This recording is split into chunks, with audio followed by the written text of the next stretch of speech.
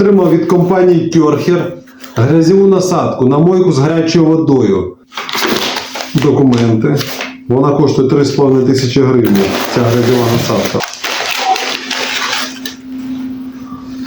Ось, бачите, яка штучка? 11 см. Ось вона.